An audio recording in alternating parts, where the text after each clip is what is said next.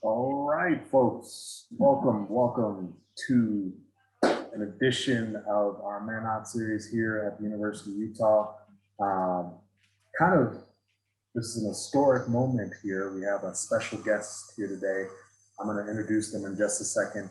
I just want to state as far as in this particular event for Black History Month, my name is Elijah Garfield. I'm the director of the Black Cultural Center. I will just be assisting with tech while we have Dr. Curry do his amazing work in providing to you all today. But with that, I want to introduce himself as well as just mention some sponsors. So thank you to the African American Doctoral Scholars Initiative, the University of Utah's College of Social Work, the Union Programming Council, as well as the Student Affairs under Dr. Brian Hubane for putting on this event and helping the Black Cultural Center bring Dr. Curry out to the University of Utah virtual. We would have loved to have you here in person, but nonetheless, it is amazing still. So thank you all for joining. Also, just to mention with the Union Programming Council, you can pick up Dr. Curry's book, Man Not Series, Race, Class, Genre, and the Dilemmas of Black Manhood at the Union Building, as well as the Black Cultural Center here on campus. You can pick up his book. And yeah, and while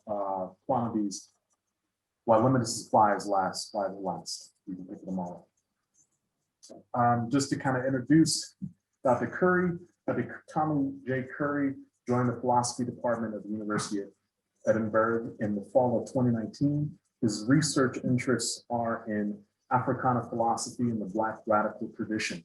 His areas of specialization are the 19th century ethnology, critical race theory, and social political theory, and Black male studies. He is the author of The Man Not, Race, Class, Genre, and Dilemmas of Black Manhood, which won the 2018 American Book Award. He is the author of Another White Man's Burden, Josiah Royce, Quest for Philosophy of the Racial Empire, and has republished the forgotten philosophical works of William Ferris as a philosophical treatise of William H. Ferris, selected readings from the African Abroad, or his Evolution in Western Civilization.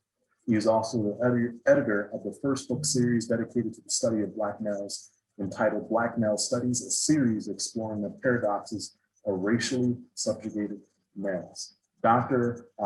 Curry is currently co-editing the forthcoming anthology, Contemporary African American Philosophy, Where Do We Go From Here? This research has been recognized by Diverse, placing him among the top 15 emerging scholars in the United States in 2018. His public intellectual work earned him the Society of Advancement of American Philosophy's Alan Locke Award in 2017. He is the past recipient of USC Schoen Foundation AI and Manuscripts Foundation Teaching Fellowship, and a past president of Philosophy Born a Struggle, one of the oldest Black philosophy organizations in the United States. Please, folks, with a round of hands, you don't have to do a round of applause, I don't want to hear everybody, but just a round of hands for Dr. Tommy J. Curry.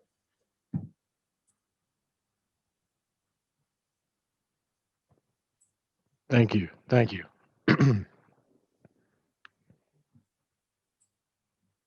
Can I go ahead and show my screen? You're fine. You're good to go. Excellent. Excellent.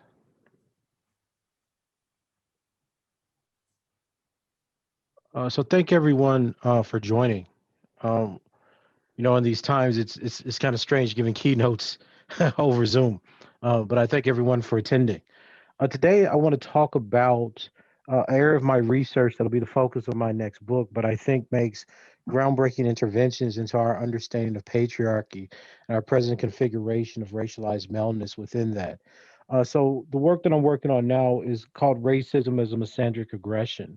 And what I mean by that is that racism seems to focus its most deleterious and lethal effects on racialized men. Now, when we talk about racism, I want to be very, very specific here. We're talking about racism or the assignment of people to an inferior category and the determination of their social, economic, and civic human standing on that basis. This involves sexual vulnerability as well as lethal violence. So, what am I talking about when I say that racism is a misandric aggression? I want to be very clear with the theses, and I want to show you empirically, historically, and sociologically why this resonates with something that should be a new analytic in how we understand gender and sex relations within colonies and neo-colonial spaces. First, because racism is a process by which one attempts to dehumanize and exterminate racialized groups. I argue that racial caricatures, similizations, and stereotypes are first particularly formulated to justify the lethal extermination of racialized male bodies, specifically Black males, that they also construct racialized males, specifically Black males, as savage and thereby outside of or more so a threat to the order of civil society, that they create highly sexualized caricatures of Black males that serve to create the Black rapist and make Black males rapeable, and that they serve as evidence that racialized males are directly targeted by racism and lethal violence more so than their female counterparts, such that we should see initial aggression, removal from society, and negative depictions of these groups empirically, right? So I think these are testable theses that we could either substantiate by the archive or through present data sets to show that being a racialized male, specifically a Black male in the United States and other European societies where we have dominant white groups ruling, produces a kind of being that is both vulnerable to lethal violence and sexually vulnerable to various forms of rape and sexual aggression. So, what's the historical evidence I'm going to appeal to for this? Well, first, I want to help us reconfigure what we think of as patriarchy. And when we look at the work of Earl Miller, specifically his book Men at Risk, we get a different understanding of patriarchy. Miller suggests that when studying colonial societies and genocidal regimes, it shows us that patriarchy has historically excluded marginalized men and treated them as inferior to women of the dominant racial class. Now, some may find this counterintuitive, but I would urge you to listen to Miller's actual reasoning here. Miller suggests the patriarchy has historically marginalized men not covered by the covenant of kinship. Filial and fraternal bonds have always mitigated how men use power over other men who belong to the group. Throughout history, such men have been perceived as threats and treated as such. So patriarchy's treatment of such men has always been more brutal and harsh than its treatment of women. This contradictory and inconsistent feature of patriarchy, however, has been mostly ignored. Now, Miller is working from a rubric largely influenced by Weber's definition of patriarchy in the 1940s. Miller is suggesting to us that patriarchy is not simply the rule of men over women, right? This idea of male dominance over females or over women comes about in the 1960s and 70s with the birth or the introduction of feminism as borrowing from Marxism and a class dynamic, men as a class antagonistic to women as a class. Miller is suggesting a different formulation. He's suggesting that patriarchy is when societies are ordered to the benefit of older men who thereby oppress younger men or women. And he's suggesting that when we look at this through a kinship model, that men who are not part of the kinship are seen as threats. They can't be integrated into society, so they have to be fundamentally excluded or worse yet, exterminated. Now, this idea, while seemingly strange to people in the United States because of the influence and impact of feminism since the 1970s, however, is widely adopted in genocide studies. So, most genocide scholars, for example, it's a well accepted fact that outgroup or racialized males have been the primary targets of conflict and lethal violence throughout history. Adam Jones explains that non combatant men have been and continue to be the most frequent targets of mass killing and genocidal slaughter, as well as a host of lesser atrocities and abuses. He suggests that the mass killing of males, particularly battle aged men, has roots deep in the history of conflict between human communities. From antiquity, he suggests, patriarchy has had an inherent problem with men not covered by the bonds of kinship or culture, and has traditionally sought to marginalize them through diverse means, citing Earl Miller. He continues that the practices of killing all male captives, of castrating men whose lives have been spared, and of offering men less opportunities for manumission from slavery all show that men's domination of men outside the bonds of kinship and community has been more severe and brutal than men's domination of women within or outside the kin or ethnic group. Now, the reason this is important is because it both applies to how we can understand some of the tactics and systemic violence that's been, utilized against Black men in the United States. That also offers a paradigm to start understanding how men, specifically racialized or ethnicized men, operate within patriarchal systems across the world. Augusta Del Zotto, for instance, suggests that gendercide explains the differing tactics of subjugation and elimination of Black males in the United States compared to their female counterparts. In the United States, the systematic objectification and control of poor, particularly black males, likewise play an important role in maintaining the desired social order. In this case, it is informed by the long historical tradition objectifying black males. While the black female as a threat can be controlled through policies of manipulation, the black male as a threat requires the implementation of policies of direct force to keep him at margins, and policies of containment to ensure that he does not encroach upon the serenity of growing industrial parks and gated communities. Again, repeating a similar thesis that we find in Earl Miller's work. The idea is that society is set up in a hierarchy where women of the racialized group can interact with the dominant group for the sexual gain of the patriarch. White men have no problem having sex with, reproducing, and exploiting black women.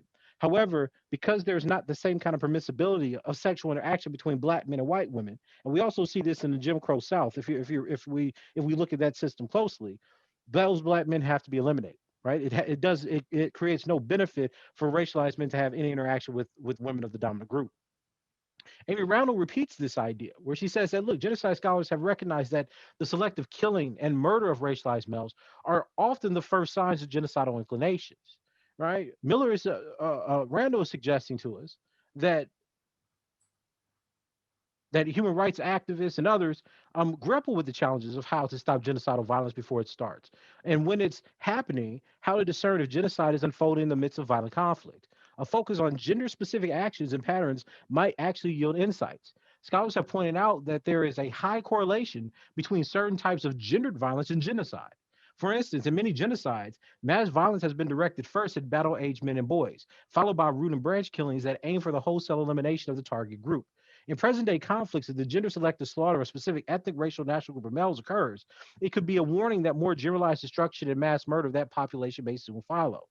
Now, what's fascinating about Randall's piece is that she's announcing the same thesis that I'm arguing for in racism and misandric aggression.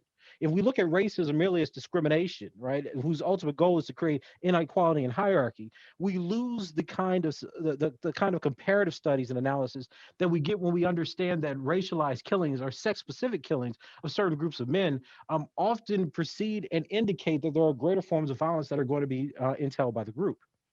But we can't limit this only to lethal violence. Much of our analysis today, especially when we're dealing with Black Lives Matter, police killings, or even the rate of homicide directed towards Black men, get explained away as merely the function of racism. Said differently, the idea, largely under intersectional frames, is that Black men suffer from racism, and that is the dominant, overwhelming kind of social phenomena or paradigm that we need to analyze Black male death. I want to suggest something different. My suggestion is that Black men also experience sexual victimization and rape, even within a sex specific killing paradigm. Said differently, the homicides and the murders of Black men, them being made into corpse, also have alongside it a sex specific kind of oppression that involves rape and sexual exploitation that is rarely mentioned. And I call this phallicism. When we look at the history of Black men, um, there's something that appears that's not often attended to. And this is that the rape of Black men and boys was normal and well documented practice during slavery. So when you think of these recent texts like Thomas Foster's work, Lamont Adu's work, Vincent Woodard's work, of course, my work, and The Man Not, it shows us that the period of slavery includes sexual victimization, sexual coercion, forced penetration, of course, what we would call made to penetrate violence in our contemporary language and rape.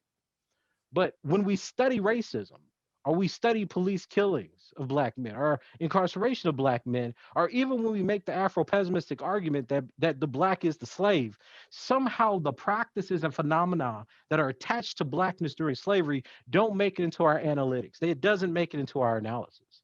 What I'm suggesting is that there's something about the male category and how it operates in our contemporary intellectual framework and discourse that prevents us from seeing the sexual victimization of vulnerability of Black men. And because we've ignored this, because we can't see it, we have fallen victim. We have fell victim to the idea that Black men merely suffer the kinds of violence that lead to their death.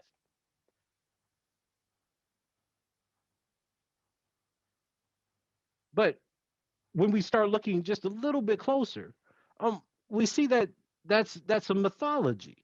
Not only that white men raped Black men during slavery, but white women raped Black men during slavery and Jim Crow. J.A. Rogers explains this in Sex and Race, which he wrote in 1942. He said, in Asia and in the southern United States, as in Africa, women often yield themselves very passionately to Negroes because this race of men is usually more robust in love than white men. Most Southerners still believe or will proclaim very loudly that it is and has been unthinkable that any white woman in her sane mind will have any relations with a Negro. However, the records show something entirely different. They show that the white woman ran not too far distant second from the white man in miscegenation in spite of the severe restrictions against her, and which, by the way, shows what she might have done if she had been as free as the white man. Now, to understand this dynamic, we have to start thinking No, I got very something on there. I don't know concretely what that is. about the Everybody mute. histories that black men and black women have understood and expressed with it throughout history as sexual vulnerability. However, it's been deterministically determined, right? That we've already decided that the sexual vulnerability of black men cannot stand alongside the murder of black men. Said differently, while we think of black men as suffering from the myth of the rapist and black women suffering from rape, we have a new conceptual problem when we start thinking of black men as both raped and being the rapist. To address this conceptual problem, I've created a term called phallicism.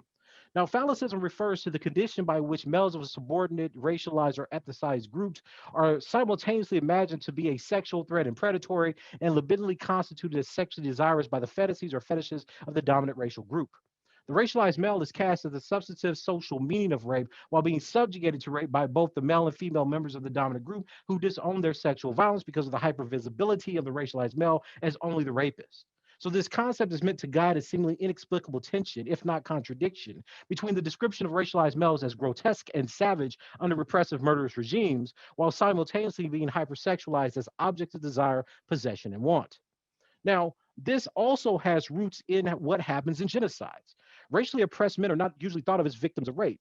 So, right, see, because when we look at a gendered analysis, the idea is that all men are thought to be violent. So, men, be they racially dominant like white men, or racially subordinate, as in black men or Jewish men, they're not thought to be, they're just thought to be victims of their own horrors.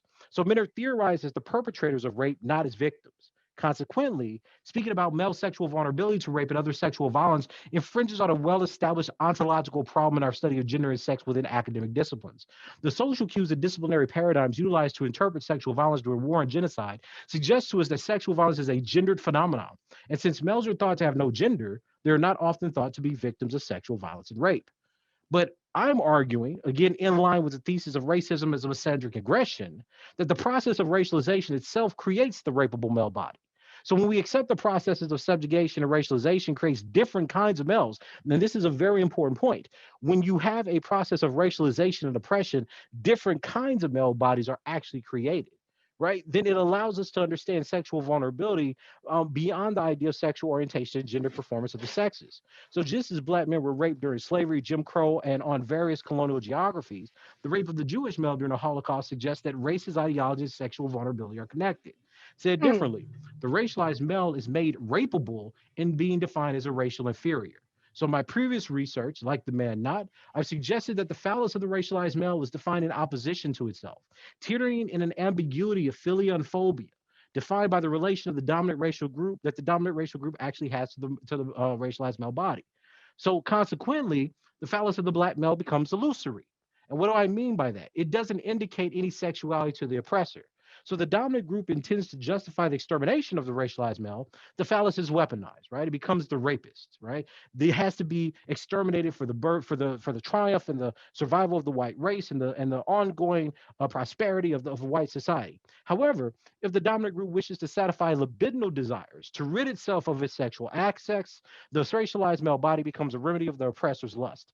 In that case, the racialized male is not just a weaker man, but made savage, an insatiable male, disposable. In that sense, his penis is just phallic flesh that's defined by the will of the more powerful, be they male or female. And because it's not a real phallus, right? It has no indication of actual masculinity or manhood. It makes no because it has no, makes no real indication of manhood or masculinity. The lesser racialized male, because he is feminine and not man, may also be penetrated.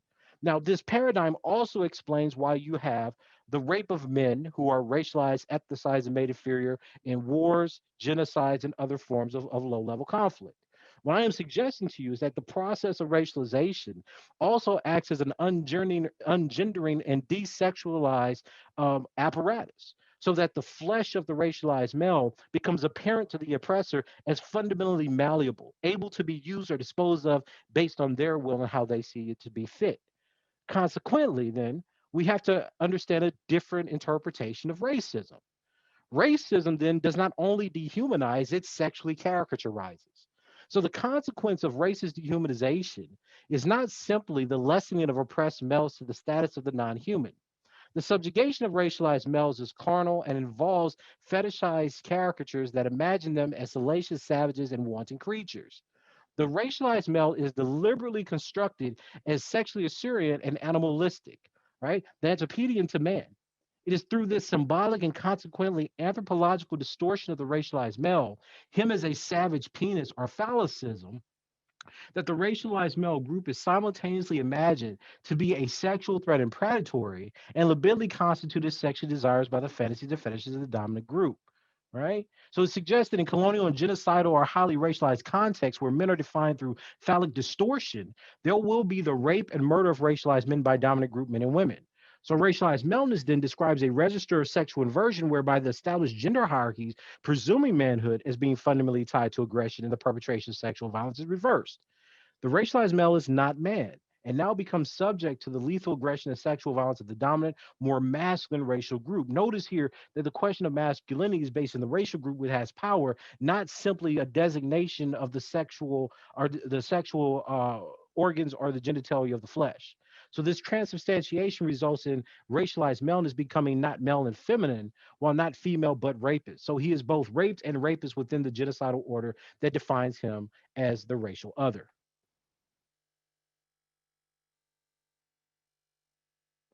But what evidence do we have of this, right?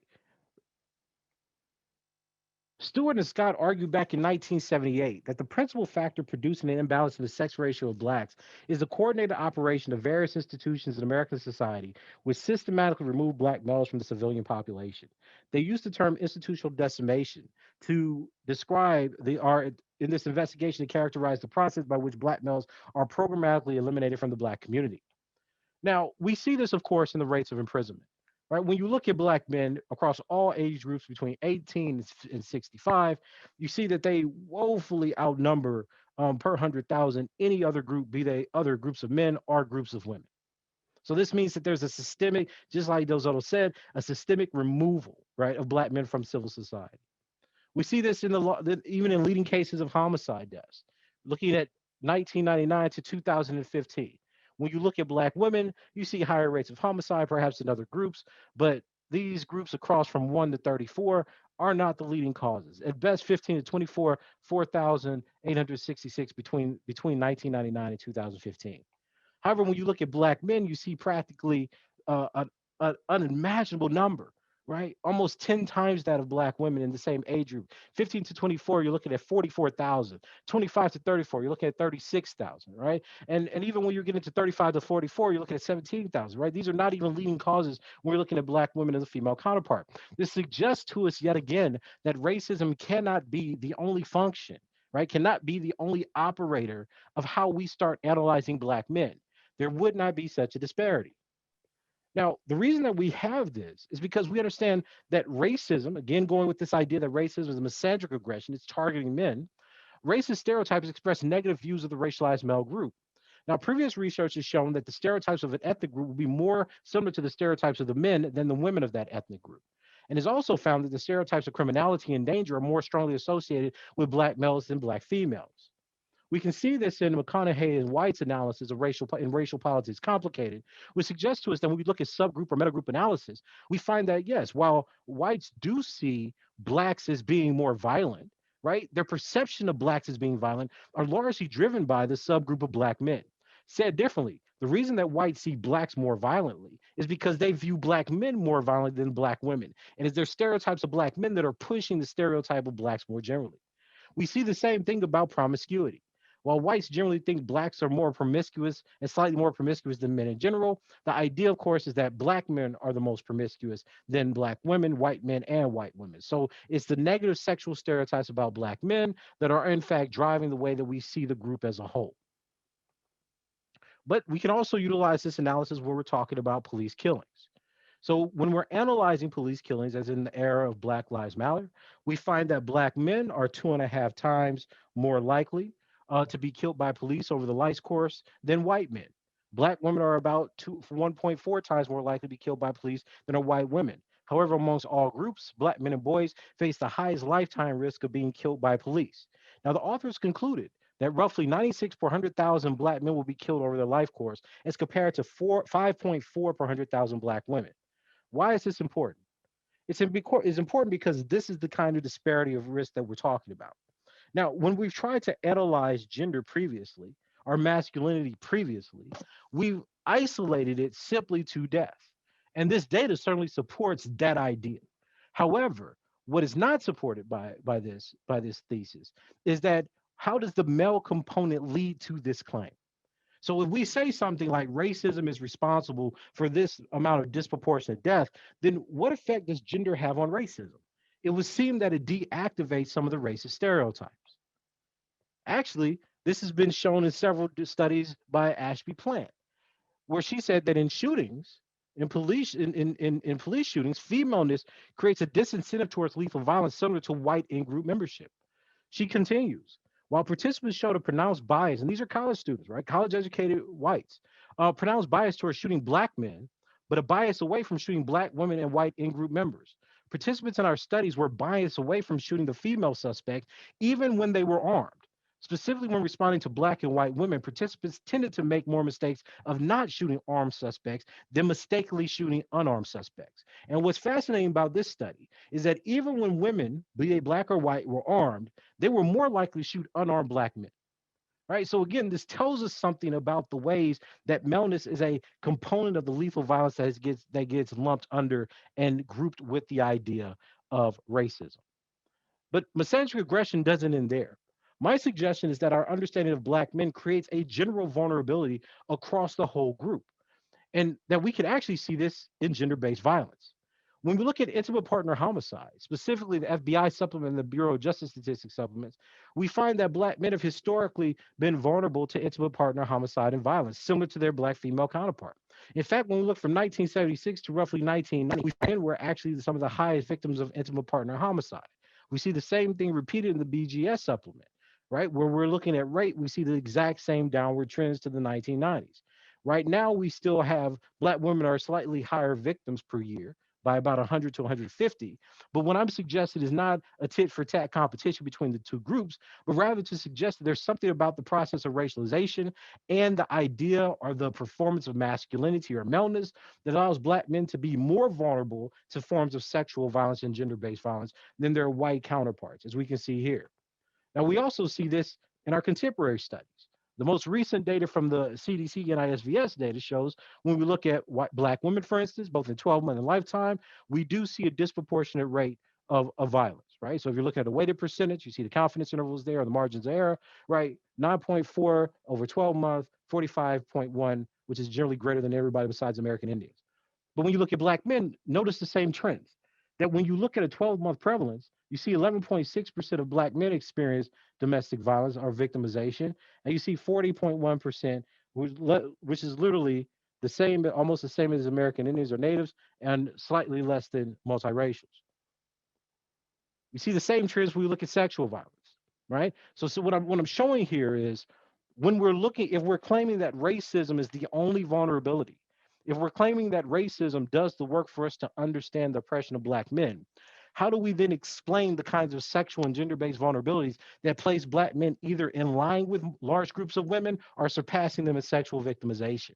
So notice when we look at context sexual violence and rape from the NISVS data set, when we're looking at 12-month prevalence, 5.8%, 1.8% of Black women, right? As we know, this is almost double that of white women. So we see that Black women are more vulnerable to rape and contact sexual violence.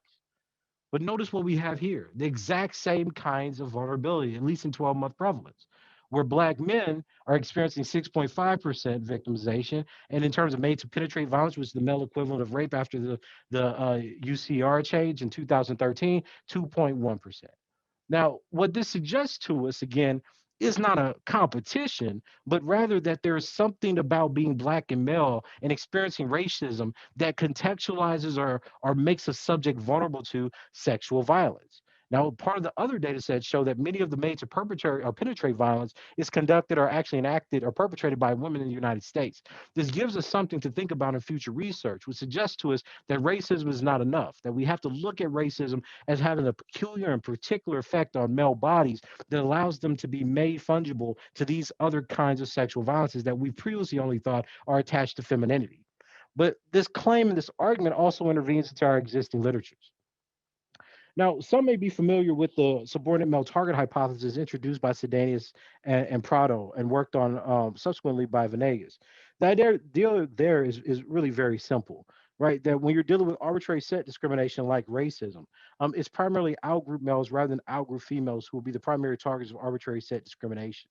So this is not to say that arbitrary set outgroup females will suffer from the effects of arbitrary set discrimination, largely by their associations with the men of their group, right? Their husbands, sons, fathers, brothers, lovers. But it says that we should expect that arbitrary set group females will not be the primary targets of arbitrary set discrimination. So said differently, if we think of racism, which is a kind of arbitrary set discrimination, which only means that groups are constructed and then trying to be eliminated, then we can view arbitrary set discrimination as a form of low-level warfare against directed outgroup males. It's important to understand that Sedanis and Prado also understood that because it's arbitrary, that you can socially construct other groups. It could be class, it could be religion, it could be size, it could be hair. These are all different things, socially constructed categories that can function and then create subordinate males in those subgroups, right?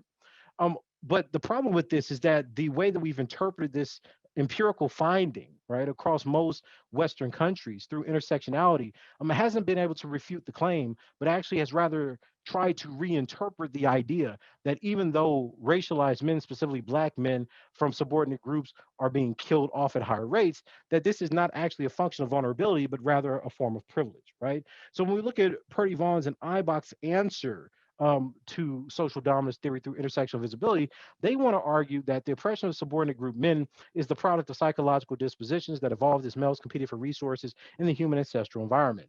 By contrast, their model of intersectional visibility views the oppression of subordinate group men as a reflection of the general tendencies in an androcentric society to view all men, this is the important part, to view all men, both those of the dominant groups and the subordinate groups, as more important than women. It is this marginalization of women in that androcentric society that causes subordinate women to be relatively ignored as direct targets of oppression compared to subordinate men. Now, the language of this quote is especially important. They're trying to make two major distinctions. One, that in an androcentric or patriarchal society, a society that focuses on the experiences and the bodies of men, that men are viewed as more important than women. So they want to then say, because men are viewed as more important, that's why patriarchal and racial violence targets subordinate group men. That's the first claim. The second claim is that this kind of marginalization, because they don't view women as important and they don't put a lot of importance on women, is why women are largely ignored as direct targets of oppression when you compare them to Black men. So in this world, even though women are safer and tend to be less likely to be victims of lethal violence extermination, right? And in some cases, we saw sexual victimization. That idea itself is read as male privilege. Men dying, racialized men dying, is read as a privilege of patriarchy, right? Now, in my work, I said that this is ridiculous, right? Because it holds a contradictory view of what violence under patriarchy actually is. It suggests that while violence against women in patriarchal societies is evidence of their lower status and domination under patriarchy, the greater levels of violence against racialized men in the very same society are not evidence of their dehumanization, but their privilege as men. So in this way, intersectionality very much functions as a genocidal logic. So if death, which is one of the most extreme forms of violence waged against racialized men in a patriarchal society, cannot be and will not be an indication of the precariousness and vulnerability of the targeted group, then dehumanization, oppression, and the idea of violence itself becomes commensurate to offense. The loss of life, especially the systematic and recurring death of specific populations, remember back to what Amy Randall said, right? That the repetitive deaths of racialized men indicate often the beginnings and the origins of genocide, right? So even if you have a systematic and recurring death of a specific population, even though it's historically occupied a noted place in the consciousness of the West, given the relationship between dehumanization and genocide. So to suggest that the deaths of Black men and other racialized males in the Western societies is a mark of privilege rather than oppression negates the very idea that these bodies have a right to life and can or should be recognized as persons by adherents of intersectional invisibility. Said differently, intersectional invisibility must presume that racialized males are already dehumanized and that they, in fact, do possess a lesser life for this kind of calculus to work. So, how do we want to remedy this problem, right? Black male studies is a theoretical intervention that tries to reclaim the value and the historical vulnerability, be it lethal or sexual, directed towards racialized men and black men specifically. So, black male studies is a newly emergent field that begins with the idea that there are apatriarchal masculinities that are exterminated by lethal violence and made sexually vulnerable through racialization to sodomization, genital mutilation, and rape by men and women of the dominant racial group. This is extremely important here because what I mean by apatriarchal masculinity is masculinities that are outside of the patriarchal kinship or dominant racial group. Now, some people have taken offense to this term because they do not think any masculinity is apatriarchal. They think all masculinity is patriarchal. And what I would say to that is, if and this is what I find so interesting about this reply. Even R.W.S. Connell, Raywan Connell, who created the idea of hegemonic masculinity, has written the last several articles of her research agenda scholarship, dedicated to the idea of the global South disengaging from the dominant paradigms of the West. By that I mean to say that even now, the creator of hegemonic masculinity has understood that race and colonialism does not operate the same way in terms of patriarchy and hegemonic masculinity. In fact, her and James Messersmith have authored several pieces suggesting that we have to have a new imagining of non hegemonic masculinities. Okay. Now, these are white scholars looking out into the global South now after 30 years, trying to understand how black and brown men do not participate or have limited participation in the patriarchal ideas that we designate and describe throughout the West. But when a black man comes in studying black men and asserts the same argument from the perspective of black men working in this field for the last 3 decades, there's a problem ideologically, not intellectually, but ideologically.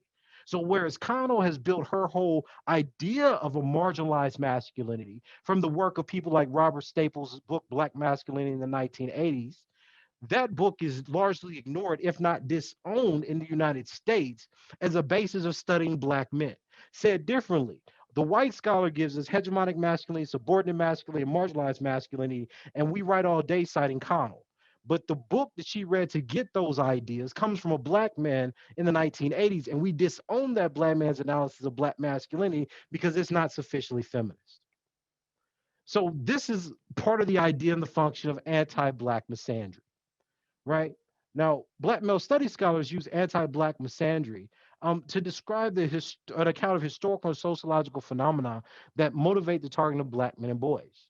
So while we'll all accept ideas of Black men as dangerous, criminal, and rapists, and will designate or describe those ideas as being racist, the very same ideas of Black men are more acceptable when expressed as gender theories of Black toxic masculinity. So the reproduction of these theories suggesting the anti-sociality and deviance of black men and boys, the totality of these negative ideas, right, is what characterizes the racist misandry of gender theory. So to be clear, anti-black misandry is the cumulative assertions of black male inferiority due to errant psychologies of lack, dispositions of deviance, or hyperpersonality traits like hypersexuality or hypermasculinity, which rationalize the criminalization, phobics, and sanctioning of black male life. What is meant by the man not then is a concept that tries to express the fungible position of racialized male within these oppressive racial regimes. And I am arguing that this is a departure from our more common understandings of gender. Said differently, the man not is the product of an analysis of anti Black misandry throughout history. It's a question of what kind of racialized being is being produced. So, man notness is a term that I use to express a specific genre category of the Black male. And genre differs from gender by this distance that black males share with Western man a priori, and by consequence, patriarchy. So, whereas gender asserts that historical and social orders defined by the biological markers of sex are in fact synonymous with the historical and sociological location of black males, genre is trying to express how the register of non being distorts the categories founded upon white anthropology or that of the human. So when we look at what's happening in genocides with Jewish men, when we look at the rape of Black men during slavery and Jim Crow, when we look at the power and sexual victimization that white women imposed on Black male bodies, this suggests to us that our presumptions about gender hierarchy are in fact inaccurate. So the notions of gender, which assert an a priori hierarchy between men and women, cannot be used as a way to actually analyze the kinds of theories that we're producing about Black male bodies, not only because of history, but because even the contemporary evidence, which shows that Black men are disproportionately victims of domestic violence, disproportionately victims of sexual coercion, disproportionately victims of made to penetrate violence or rape, suggests to us that we need a different way to talk about how racism is imposing, contouring, and changing the kinds of bodies that Black men actually possess within patriarchal societies. And this is why the understanding that Miller is giving us, saying that the issue is not males as a class, but males in relation to civil society and kinship orders, that best explain why racialized men, specifically Black men, occupy the position of the man not, where they become disposable and lethally and victims to lethal violence, as well as sexually caricaturized and fungible. So what's the ultimate purpose of this analysis? Okay. First, I'm trying to create an explanatory account that allows the empirical evidence, be it historical, psychological, sociological, economic, to cohere to theory. So right now we have a bunch of facts about Black men that cannot be expressed under the current intersectional or the intuitive frameworks that we have of race and masculinity, right? You can say all day that Black men experience race and they're privileged by maleness, but then when you look at the data and there's no privilege about maleness compared to their female counterpart, we can't just keep inventing things. We can't just keep saying, oh, they're invisible. Because as we saw with that literature, the invisibility literature presupposes their extermination and calls that a privilege. I don't call that sound literature. The second thing that I'm trying to do is introduce a new subject position and demographic or population concept in our understanding of social political philosophy, normative theory, and public health analysis. So when we look at Black men as a population, do we intuitively understand uh, low low life expectancy, increased weathering, increased risk of prostate cancer? Do we see them as a vulnerable population, or is the idea because they're male, we have to intuitively assert privilege, right? I'm suggesting that if we're looking at racism as misandric, the idea of racism having a specific and deleterious effect on the Black male body, our concepts have to change. We have new normative positions, new understandings of the way that democracy, patriarchy, racism actually work, right? And lastly, I'm trying to actually intervene into gender theory, right? I'm trying to intervene in ahistorical accounts of patriarchy and gender theory to show that racism is understood to author unique, empirically verifiable positionalities. And what I mean by this is if I suggest, or I'm making the argument as I'm advancing now, that racism particularly contours bodies of racialized men so that they're rapeable and sexually vulnerable, that I should be able to test that in society. And what I've offered today is a small example of what happens when we just do a brief overview and analysis of how Black men have been treated.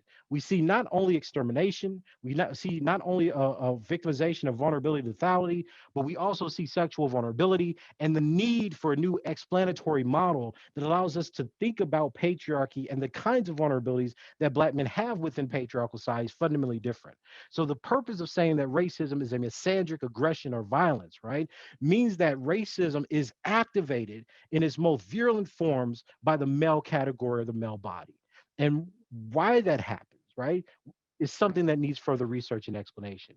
But just acknowledging that fact shows us that our study of Black men, the question of how we see them in relationship to gender and their place within patriarchy, has to be fundamentally changed and reconceptualized, because all the previous analysis that we've gotten from feminist theory, be it intersectional or not, has been fundamentally wrong. Thank you very much.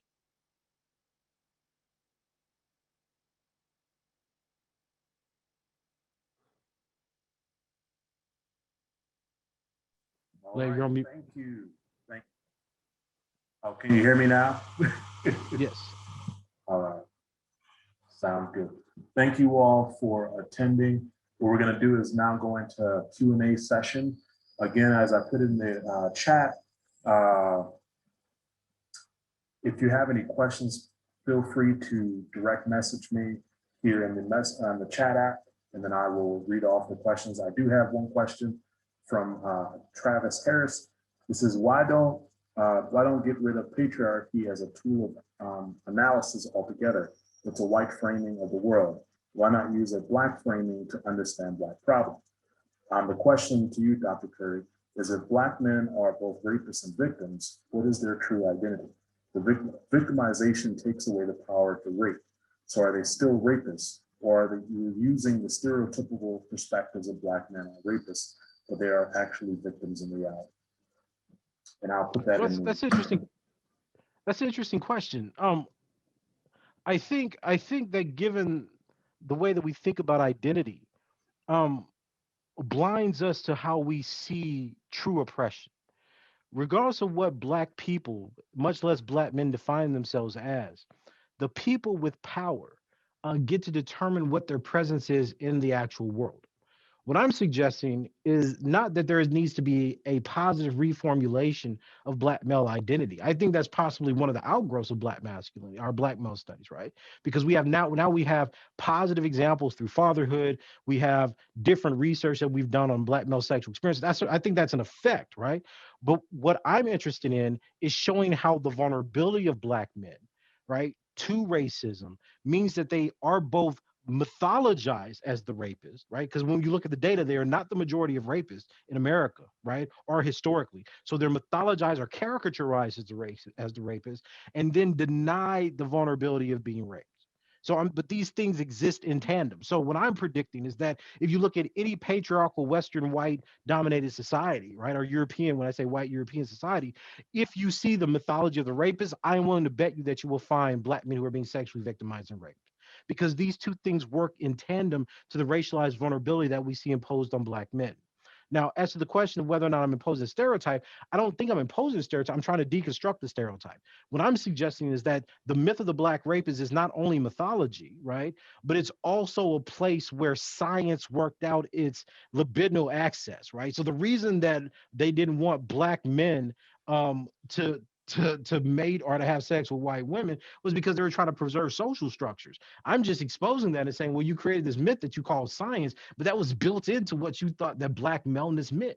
And now I'm saying, look, not only is it a myth, it's not just a racial caricature, but you saw this as being the ontogenic formulation, meaning you saw this being the development of Black maleness over the centuries. And I'm calling it out. It's like, no, this isn't that. This is in tandem through every historical epoch from the 19th century to the 20th. You put him as being raped as next to the myth of the rapist so that nobody would know that he was being raped, right? So sexual victimization accompanies racial aggression, racism, and racial oppression. And that's what the academy keeps denying. They have all this evidence showing that Black men are victims of sexual vulnerability or sexual victimization, both throughout history and even in our contemporary time. And they deny it for this superficial notion of racism that can't even get their projects off the ground. So they want to energize it with, gender and disability and class, etc. But the most virulent forms of extermination in human history aren't based in classism or gender. It's based in racism.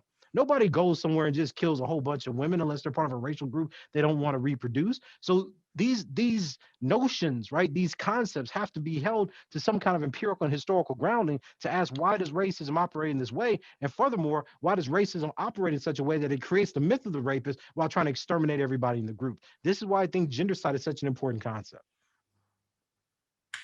Thank you so much. The next question we have is, if we redefine patriarchy as a project of reproducing the power of the white family, then it explains both violence against Black men and women and trans people. I don't know if that was just a quote or a question.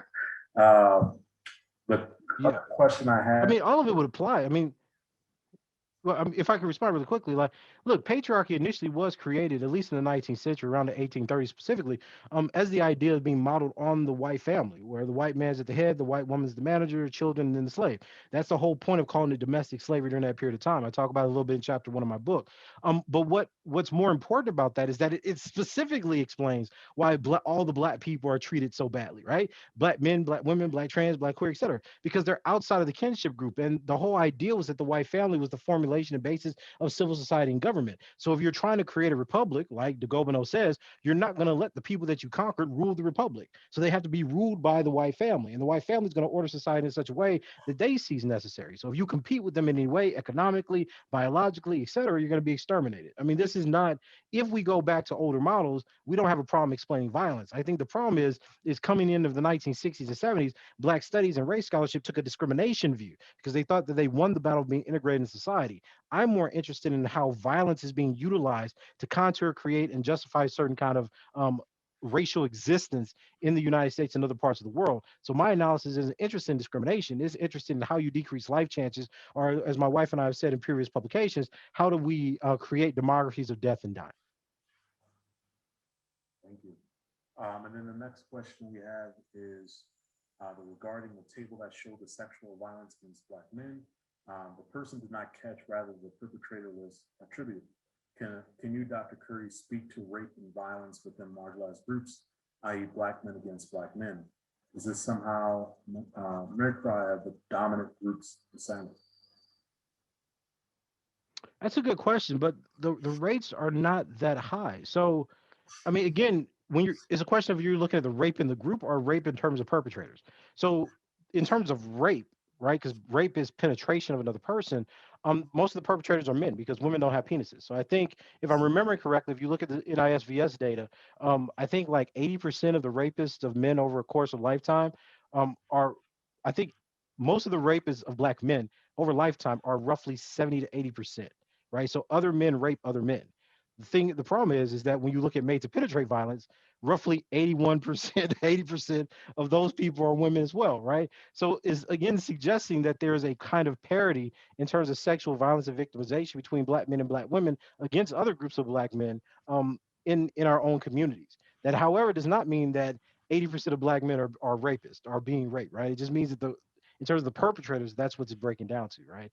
But again, I think that's interesting because I don't know what it means to talk about rape as imitating. Well, I'll tell you that I know exactly what it means to talk about rape as imitating white patriarchal masculinity, because that was the initial argument. I just wrote an article on this called Decolonizing the Intersection. That was the initial argument that white feminists utilized from white criminologists to talk about Black men as being patriarchal. It wasn't actually based on Black men's power or belief in masculine norms. It was completely based on the idea of the rapist.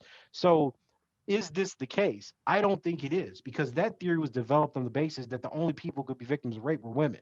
So the idea was that Black men raped Black women and they were imitating white men's violence because white men taught Black men to rape Black women. What we see now with the data is a much more complicated picture. The racial stratification theory by Holmes and Williams doesn't hold up to any serious scrutiny, because when you start looking at how Black men have been systematically sexually victimized, age of sexual debut, etc., you see extraordinarily high rates of sexual victimization. So, if anything, it would show that there is a permeation of white rapist ideology or rape culture throughout Black culture, which would mean Black women and Black men are rapists at about the same rates. But of course, we wouldn't like to admit that, despite what the data says, because that messes up our intersectional theories. Thank you. The next question we have is, Dr. Curry, can you explain how your thesis departs from analysis of sexual vulnerability among male groups, subordinated male groups within the paradigm of social dominance theory? So again, I'm sorry. Yeah, no, you're fine. Just basically, can you explain how this thesis departs basically from social dominance theory in the paradigm against Black male groups? Yeah, social dominance theory. So I mean, I've actually had a conversation with Sedanis about this. He thinks that it's extremely rare for Black men or subordinate men to be raped. And I think this is just a disagreement, right? He's interested more on the lethal effects of arbitrary set discrimination. My suggestion, and this is why I said this is why I think sexual vulnerability or phallicism challenges the arbitrary set paradigm, because it's or the subordinate male target hypothesis, because I'm suggesting that sexual vulnerability is part and parcel of the genocidal and eliminatory experience. So whereas Sedanis would say something like an arbitrary set category would target men for lethal extermination and is not interested in sexual victimization and rape because that is a patriarchal idea, I would say that phallicism suggests to us that these two things work in tandem, which is why in every environment that he points to, every genocide like Armenia, Rwanda, the Holocaust as examples of arbitrary set discrimination, I can show him that in those instances, you also had extraordinarily high rates of male victimization to sexual violence and rape. So we just disagree. That's the difference between a Black male studies paradigm that's looking at phallicism and the malleability of racialized bodies versus a social dominance orientation or theory. Thank you. The next one was someone wrote and as a question is, Black woman who loves and supports Black men, what can I do, one, to help make your work mainstream in the popular culture to push back basically of feminism in our community, and any advice for how Black women who are married to Black men can support our husbands living with all of these institutional barriers. No, I think that's an excellent question. I mean, we have to support each other. The reality is they're trying to exterminate our group. Feminism overwhelmingly dominates American academies. I don't know if that's a battle that we can win. Certainly not one that we're going to win anytime in our lifetimes. But I think that the reality of the situation is that we have to keep building strong scholarship that can be empirically validated. My research explains why we see downward mobility from Chetty and Hendren, right? Why Black men that start in the rich classes are the upper, the upper class always trend down towards poverty. It explains lower life expectancy. It explain right there. My work has more explanatory power about the realities that we deal with in society. And regardless of what people say about that, accept it or not, there is just like facts, right? There are facts about the world that can't be explained very well right now by intersectionality and other feminist ideas.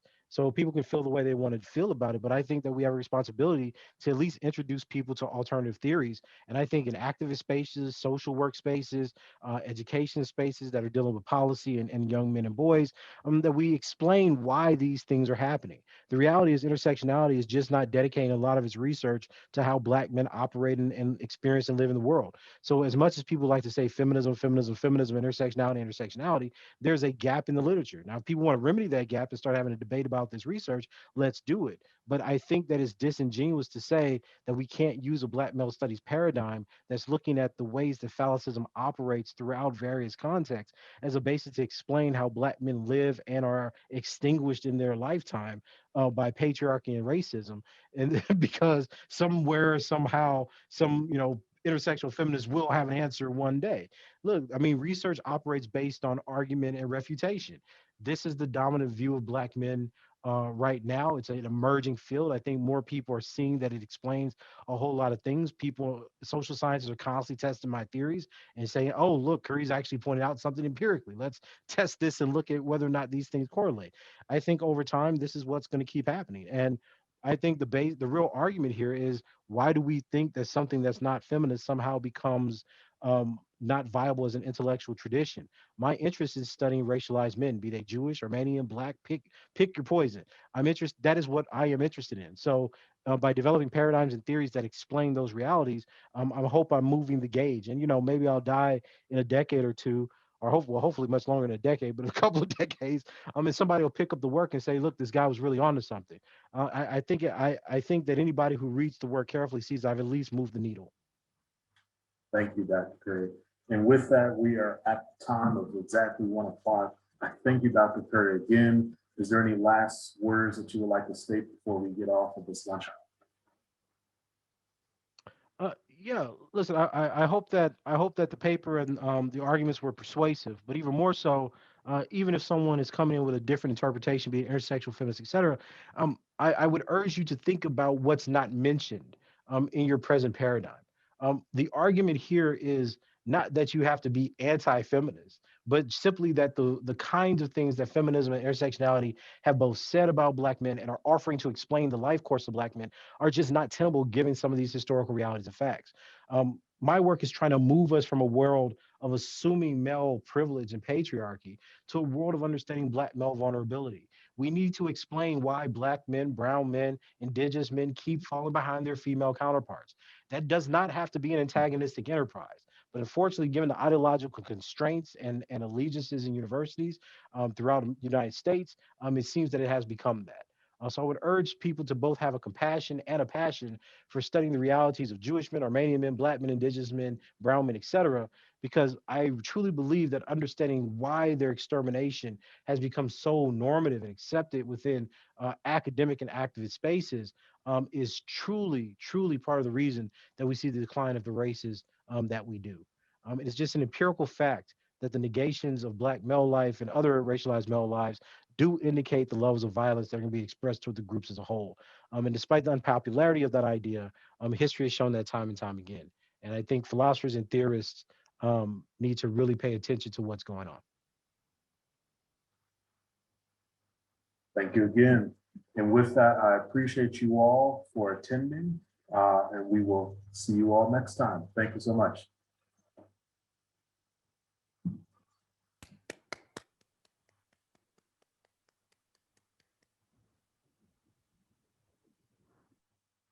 Tommy. You got to come on my podcast, Tommy. I'm going to email you. All right. How you doing? I'm good. Thank you, brother. Hey, thanks for attending. Tommy, I just wanted to say what's up, Doc. I ain't talked to you in a while, so. Hey, brother, thanks for coming on. Yeah, bro. What's going on, Curry? This is Rennie. Hey, Rennie, how you doing, Rennie, brother? what's up, man? What up, man? That was phenomenal, and definitely gonna have to be in contact with you and have you on sometime again. But that was phenomenal. Wrote down some things, so I'm definitely up to trying to. I'll send you the slide, man. I'll send you the slides. Perfect. I appreciate you, man. I definitely do. Thank you, man. Hey, no, I appreciate you for coming. Thanks, brother. I want to say thank you, Dr. Curry. How you doing, sir? I'm doing just fine. I want to let you know I posted the other day on one of your posts on Facebook. I'm a litigated case here in Kentucky as a pro se litigant. I'm actually was inspired by the men, and I'm using your brother. Thank you. A judge, the Honorable Judge Claire Horn Boone, just denied all of the motions on behalf of defendants in this case. So that's monumental for a pro se litigant. This case is going to trial, and it was a workplace discrimination. It's a civil rights case. But what I try to explain to people, your book gave me the language. It allowed me to be able to put a language with the behavior that I'm experiencing, the particular experiences that I was going through in this particular space, the erasure, the black male erasure. It was amazing. And I tried to share that book with some brothers who was experiencing some of the same things. And ultimately that got me terminated.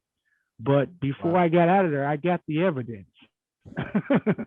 So, I don't know what to say about that one, brother. I saw it coming, man. But I could not see it coming if it wasn't for the man.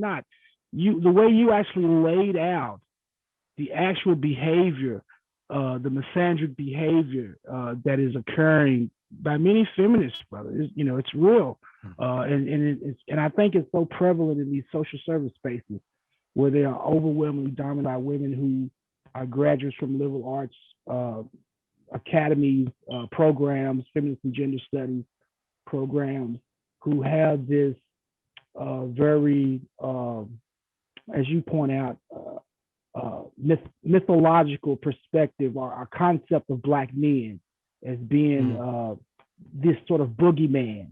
And here you hire me, not to get too personal into this situation, but here you hire me as an expert on a particular subject, but yet when it's my opportunity to present my expertise, you silence me and ultimately demonize me because there are other motives that are obviously going on. But yeah, I just wanted to thank you so much, sir, for that. No, thank you.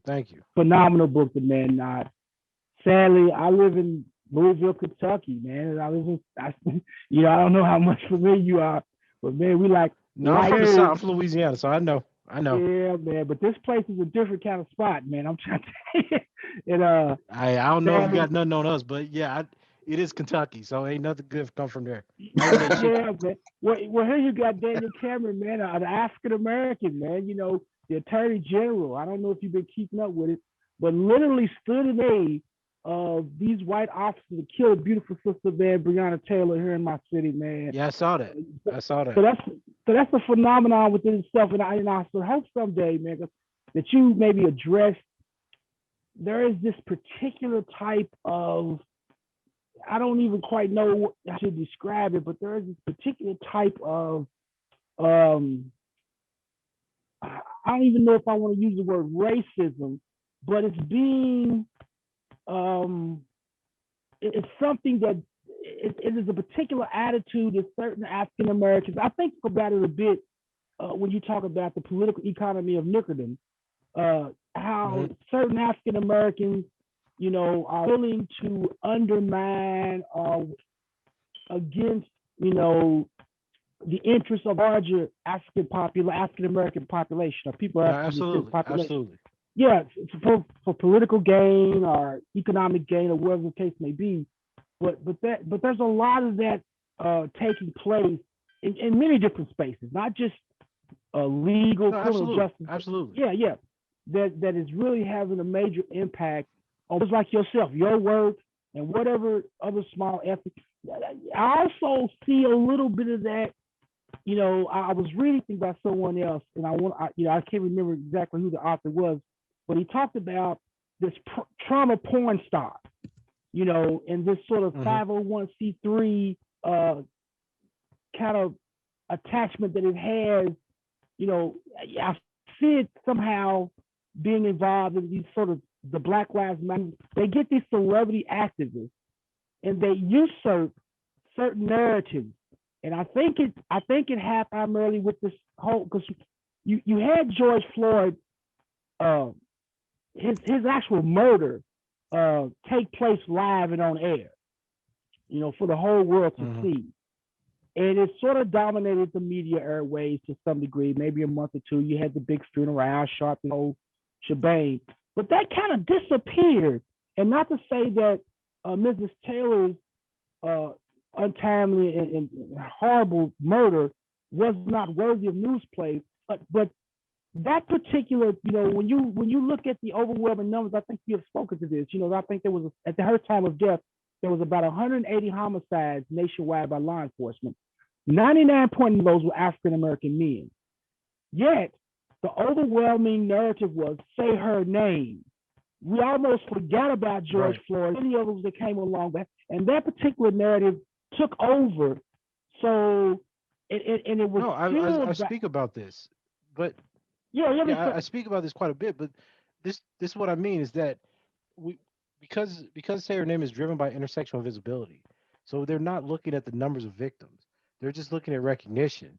Even though Miss Taylor was the only Black woman killed by police, at least in terms of shooting that year, and over 200 Black men were killed, that's what I said, is a genocidal logic. You kill 1,000 Black men. The question is who's getting the recognition. And if the idea is Black men are getting too much recognition, then Taylor needs to be centered.